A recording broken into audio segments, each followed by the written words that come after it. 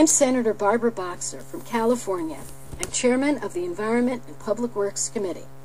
Next week, the Senate will begin debate on one of the most important issues of our time, global warming. Senators have come together across party lines to write a law that will not only enable us to avoid the ravages of unchecked global warming, but will create millions of new jobs and put us on the path to energy independence. Other benefits of our legislation will be cleaner air, energy efficiency, relief for consumers, and the alternative energy choices that America's families deserve.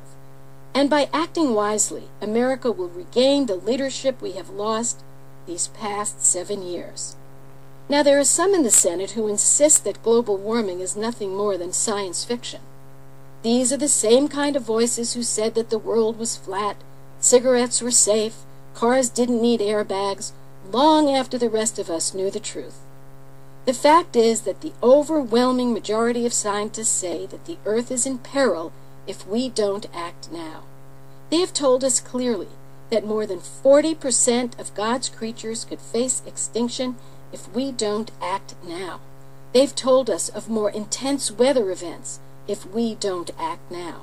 Health experts have told us that infectious diseases will increase due to warmer waters. And military leaders have told us that unchecked global warming will lead to severe conflict and wars as droughts, floods, and rising sea levels create huge numbers of desperate refugees. I hope you will help us convince the negative voices that we must act now to avert these dangers. Tell the Bush administration to help us, not fight us. Tell your senators that action now will have positive results for our families and our nation. Tell those skeptics who say, wait for China and India to act, that the America we know and love does not hide from a challenge and wait for others to lead. Right now, many of our states, including my own home state, are leading. They have the will. Our mayors are leading. They have the will. And religious leaders have urged us to act now as well. They reminded me of a wonderful quote that motivates me to work as hard as I can for as long as it takes to responsibly address global warming. These words stay with me. When God created the first man, he took him around to all the trees in the Garden of Eden and said to him, "See my handiwork, how beautiful and choice they are. Be careful not to ruin and destroy my world, for if you do ruin it, there is no one to repair it after you."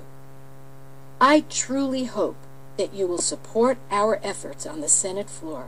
Please join our fight, and thanks so much for listening. Make up your mind, my brothers and my sisters. Make up your mind, make up your mind. You don't wait in time. You better make